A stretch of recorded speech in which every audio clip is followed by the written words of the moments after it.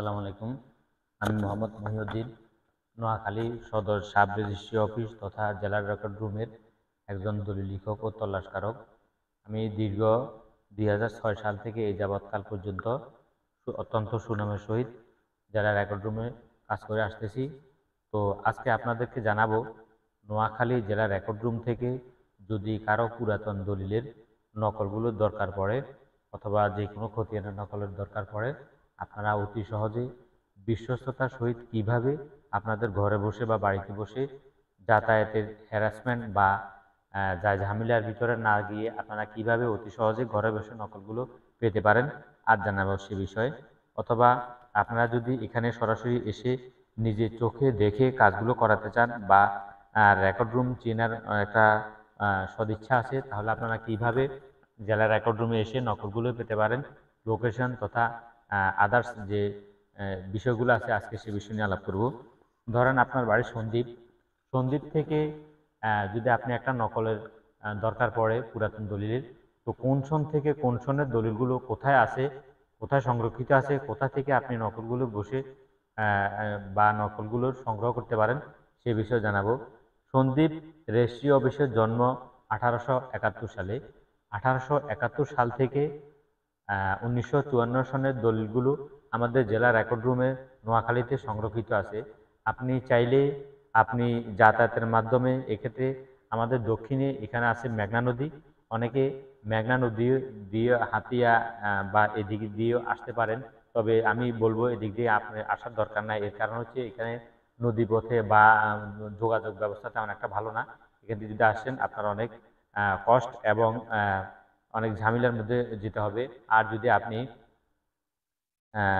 সহজে আসতে চান, তো আমার একটা পরামর্শ হচ্ছে আপনি যদি সহজে মাঝি জেলা রেকর্ড রুমে আসতে চান, তাহলে চট্টগ্রাম দিয়ে যে কোনো বাসে যদি আপনি বলেন আমি নোয়াখালী মাঝি যাব, অবশ্যই আপনি খুব অল্প সময়ের ভিতরে নোয়াখালী আসতে পারবেন। তো নোয়াখালী আসার পর আপনি এখানে যে কোনো একজন রিক্সাওয়ালাকে, যেহেতু আপনি চিনেন না সেহেতু একটা রিক্সাওয়ালাকে বলবেন যে আমি জেলা রেকর্ড রুম তথা রেজিস্ট্রি অফিস রেকর্ড রুম ওখানে যাব।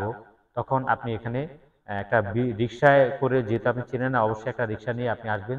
এক্ষেত্রে আপনাকে অবশ্যই একটা বিষয় লক্ষ্য করতে হবে যে যেহেতু আপনি দূরের মানুষ, রেজিস্ট্রি অফিস চেনেন না বা কার কাছে যাবেন কোনো পরিচিত লোক নাই, তাহলে অবশ্যই জেলা রেজিস্ট্রি অফিস হচ্ছে আমাদের মাঝি আসার পর পূর্ব দিকে অল্প একটু হেঁটে আসলে প্রায় ৩-৪ মিনিট লাগে।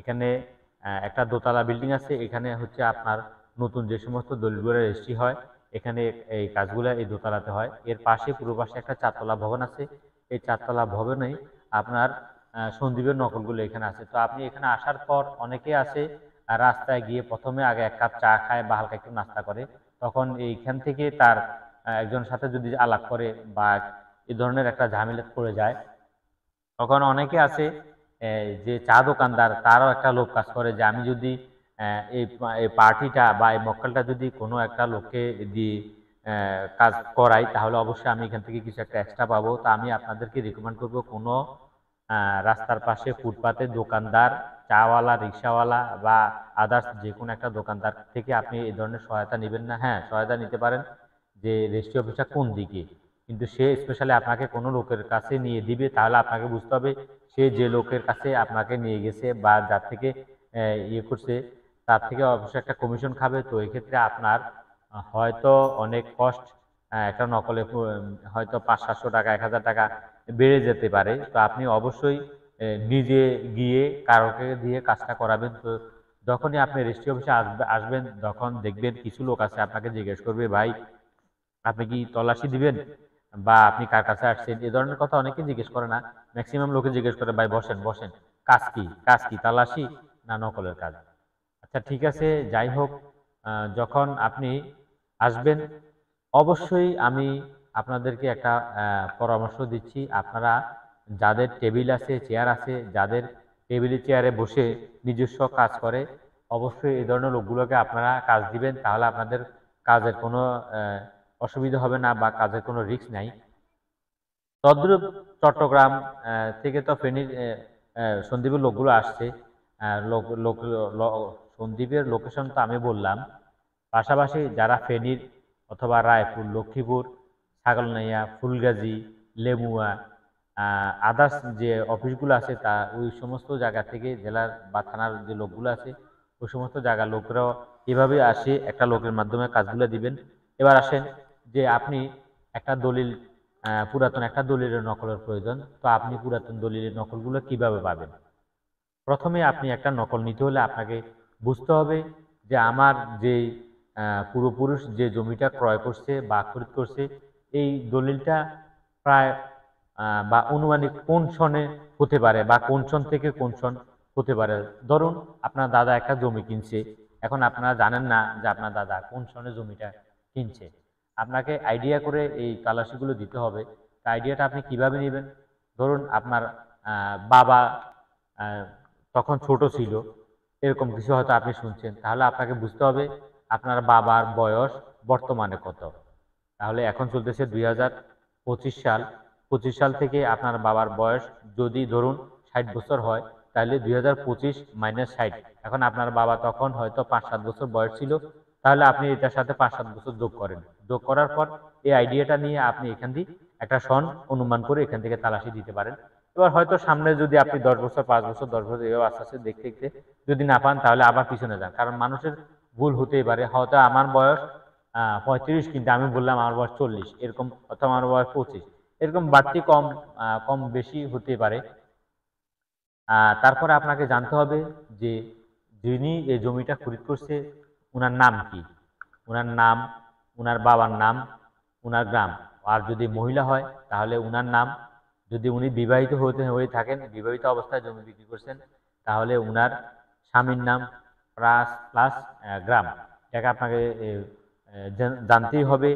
আর তদ্রূপ আপনি আহ, যিনি গ্রহীতা তার নামটাও এইভাবে নিতে হবে, যিনি দাতা তার নামটাও এইভাবে নিতে হবে। হ্যাঁ, যদি আপনি একটা ধরেন গ্রহীতার নাম জানেন না তাহলে আপনাকে দাতার নামটা নিতে হবে, তাহলে অনুমানিক এভাবে তালাশি দিয়ে আপনি দলিলটা পেতে পারেন। পাশাপাশি আপনাকে যেই মুজার জমি ওই মুজার নাম লাগবে, মুজার যে খতিয়ান আছে খতিয়ান লাগবে, পাশাপাশি দাগ নাম্বার এবং জমির পরিমাণটা জানলে ভালো হয়। এক্ষেত্রে আমাদের অনেক সময় তালাশির মাধ্যমে আমরা যেহেতু পুরানা দলিল বই পুস্তকগুলো ছিঁড়ে গেছে, তখন আপনাকে এভাবে তালাশির মাধ্যমে এই হয়তো অনেক সময় আমরা জমির পরিমাণ দিয়ে দলিল তালাশি করে থাকি, আবার অনেক সময় খতিয়ান দিয়ে দেখেই, আবার অনেকে আছে দাগ নাম্বার জানে না, খতিয়ান নাম্বার জানে না, শুধু জমির পরিমাণ জানে। যাই হোক, যদি ডেফিনিট সন হয়, সন তারিখ থাকে, আমরা এইগুলো দিয়েও তালাশি করে দলিলগুলো পেতে পারি। তো আজকে এ পর্যন্তই। যারা নোয়াখালী সদর সাব রেজিস্ট্রি অফিস তথা জেলা রেকর্ড রুম থেকে পুরাতন দলিলের নকল নিবেন বলে ভাবছেন, তারা ঘরে বসে আমার স্ক্রিনে নাম্বার দেওয়া থাকবে, আমার সাথে যোগাযোগ করে ঘরে বসে নকলগুলো সংগ্রহণ করতে পারেন। অথবা আমি যেভাবে বললাম, আপনার বাড়ি যদি ফেনী হয়, ফেনীর যে কোনো একটা বাস যোগে আপনি চলে আসবেন মাইজদি। মাইজদি এখানে আসে রোডের পূর্ব পাশে, অল্প একটু হাঁটলেই আপনি জেলার রেজিস্ট্রি অফিস ও রেকর্ড রুম দেখতে পাবেন। এখানে আসে সরাসরিভাবে কাজগুলো দিতে পারেন। এবং আমি বারবার আপনাদেরকে একটা কথা বলতে চাই যে আপনারা নিজে রেজিস্ট্রি অফিসে ঢুকে যে সমস্ত লোকগুলো চেয়ার টেবিল নিয়ে বসে আছেন তাদের চেয়ার কিনা, তাদের টেবিল কিনা, টেবিলওয়ালা চেয়ারওয়ালা লোকের কাজ দিলে আপনি অবশ্যই কোনো বাটপা সিটিং বা ধোঁকাবাজের কাছে আপনি পড়বেন না, আপনার কাজগুলো যথাযথভাবে আপনি নিতে পারবেন। তো আজকে এই পর্যন্ত। যদি ভালো লাগে আমার ভিডিওটি শেয়ার করবেন, যাতে অন্য আরেকটা ভাই দেখে বা অন্য একজন দর্শক দেখে তার কোনো উপকারে আসে। অবশ্যই আপনি শেয়ার করতে বলবো। আসসালামু আলাইকুম, আজকে এই পর্যন্তই।